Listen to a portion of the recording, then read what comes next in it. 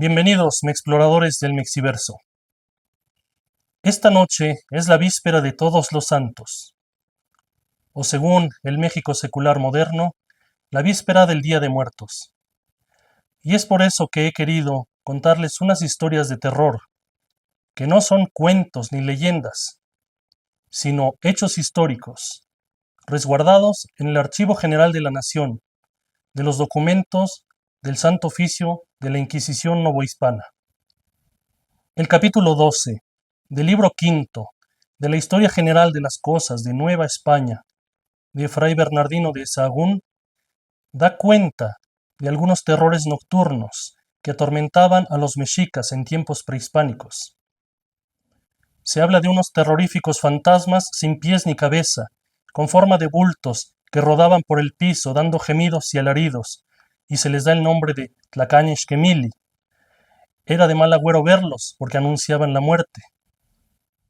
Otro de esos terrores se anticipaba al escuchar un sonido de huesos chocando entre ellos. Se aparecía entonces una calavera que saltaba sobre la pantorrilla de quienes la veían.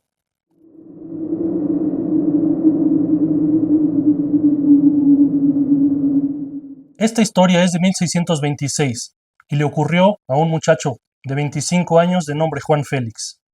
Su patrón llegó y le ordenó ensillar 2 caballos y que le acompañase. Este muchacho obedeció y al estar preparándose, otros trabajadores de la hacienda le indicaron que para lo que lo quería el patrón era mejor que comiese carne asada, no cocida. Al estar listo, el patrón le da la orden de partir y se encaminan hacia el camino real de tierra adentro, en el que estuvieron cabalgando durante bastante tiempo, hasta que llegaron a una cueva. Descienden de sus caballos frente a la entrada de la cueva, y el patrón entonces le ordena que se retire el rosario y el Agnus Dei que lleva colgando del cuello, que los deje en el piso, le ordena. Pero Juan Félix se opone. Te he dicho que te los quites y los dejes aquí. Juan obedeció. El patrón entonces le dijo: no importa lo que escuches, ni quién te llame, no voltees ni atrás ni a ningún lado. Júntate conmigo y sigue hacia adelante. Después de caminar por algún rato dentro de esta cueva, divisaron a lo lejos un macho cabrío que se acercaba saltando.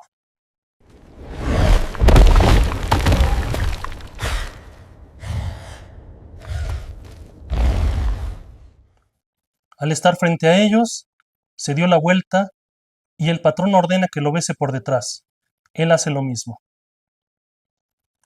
El macho cabrío los deja pasar entonces. Siguieron caminando hasta que llegaron a un extraño patio dentro de la cueva, y más adelante se encontraron con unas puertas muy grandes. El patrón tocó las puertas, que fueron abiertas por un extraño anciano, el cual los invitó a entrar. Ya dentro, este extraño hombre dio la orden a unos africanos que le servían de bajar unos gallos asados que colgaban de un garabato, e invitó a comer a estos 2 visitantes. Después de comer, el anciano le preguntó a Juan: ¿quisieras casarte con una de mis hijas? Y Juan contestó que sí. El anciano entonces procedió a vendarle los ojos, y con sangre le escribió en la mano izquierda: acuérdate o mira, y en la mano derecha le dibujó unos grillos, o sea, unos grilletes. Después de esto apareció un toro negro que tuvo que acariciar, y después un caballo al que tuvo que subirse. Posteriormente, el anciano le dio unas hierbas, unos hechizos que tenía que llevar consigo y guardar en su casa. Al salir de la cueva, sintió un golpe en la cabeza como si le hubiesen arrojado una naranja, y el caballo en el que vino no permitió que se le acercase, estaba aterrorizado. Posteriormente, Juan declara que si dormía con alguna persona cristiana, él amanecía en otro lugar completamente diferente, y que no podía comer sal. En la hacienda donde vivía, una persona le quemó sus hierbas, estos hechizos que el anciano le había dado. Lo encerraron 7 días y cada día le ordenaron confesarse.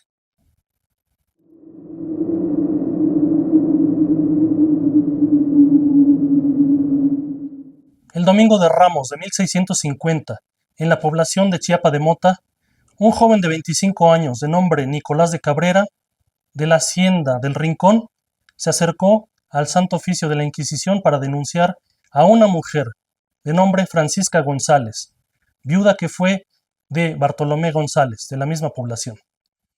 En la acusación se indica que muchas personas habían visto a esta mujer convertirse en perro. Cuenta además que su primo, Francisco de Oribe, que para esos entonces ya vivía en el nuevo Reino de León, iba una vez a visitar una casa, cuando vio que se le acercaba un perro. Venía detrás de él, y entonces él cogió su espada y le dio un espadazo en la cabeza. ¡Por Dios vivo, apártate, criatura de sombra!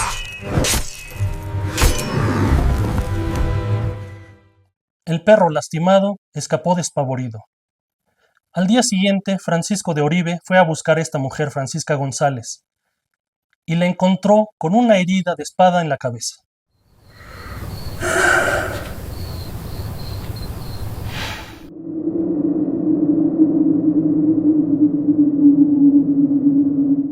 Esta historia ocurrió en 1624, en la población de Izmiquilpan. Un español de nombre Alonso Melgarejo llegó al convento de San Agustín de Izmiquilpan para dar fe de algo que ocurrió en su hacienda La Florida, localizada a unas 6 leguas de ese lugar. Él declara que 2 indígenas bajaron de la sierra de Meztitlán y pidieron posada en la hacienda La Florida. A mitad de la noche, uno de estos indígenas sintió que le jalaban de la ropa. Cuando abrió los ojos, vio a un tigre, según los documentos. Seguramente se refería a un felino, como un puma. Y este gran felino lo estaba jalando de la ropa. Esta persona comenzó a gritar, despertando a los demás que se encontraban en el lugar, quienes con piedras y palos ahuyentaron a este animal. La mañana siguiente llegó otro indígena, todo moreteado y apaleado, y confesó a los demás indígenas que él había sido este animal, pero que no era su culpa, que un hechicero de nombre Andrés, otro indígena, lo había hechizado. Alonso Melgarejo preguntó a una indígena de nombre María que estaba a su servicio y que tenía fama de curandera, qué pensaba. Y ella le contestó: No, este no fue hechizado. Él es el hechicero. Este indígena Pablo falleció un poco después a causa de sus heridas.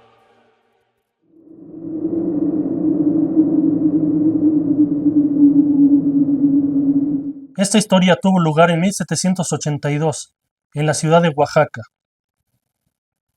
Un joven fraile coralista de nombre Francisco Javier Palacios, del convento de Santo Domingo de Guzmán, declaró ante el Santo Oficio de la Inquisición que había hecho pacto con el diablo.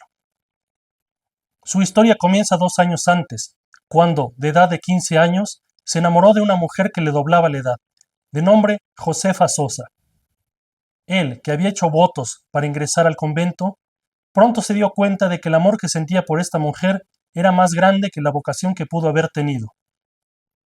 Buscó infructuosamente anular sus votos y salir del convento, pero esta mujer le dijo que si hacía esto, ella definitivamente no le haría caso. Este joven fraile, desesperado, en su solitaria celda, cada noche pronunciaba blasfemas oraciones al príncipe de las tinieblas que le ayudase a salir de ese convento. Un día, una persona que se presentó en el convento como pariente de Francisco Javier pidió verlo. El fraile, desconcertado, vio llegar a su celda un joven hombre, como de 22 años, muy elegante, de ojos azules y cabello rubio, quien le dijo: Soy aquel a quien has llamado en tu celda y en el locutorio.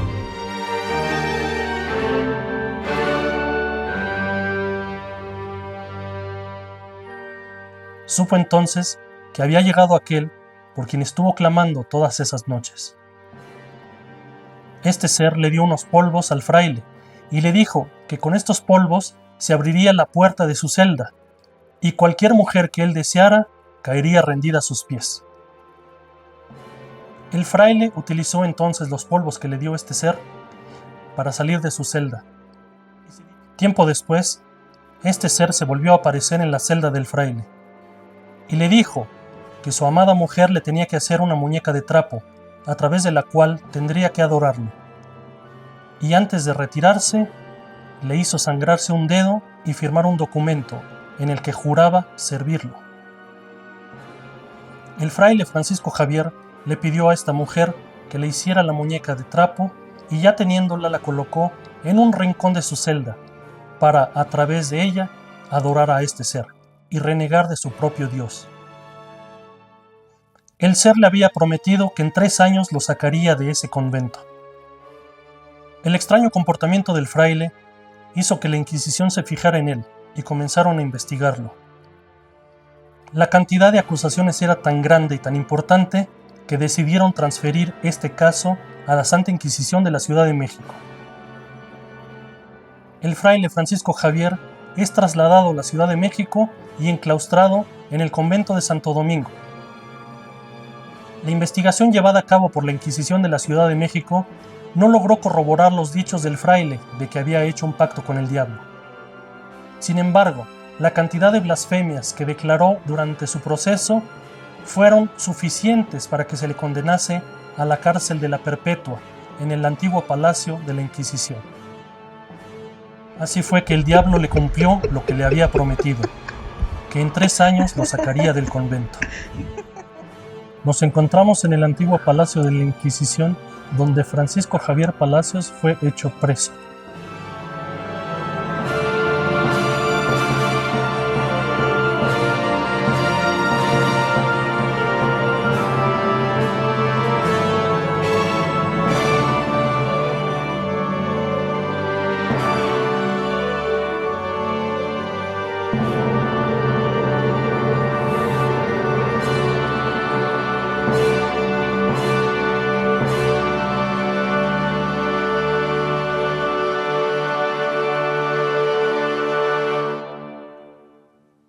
Queridos mexploradores, muchas gracias por habernos acompañado.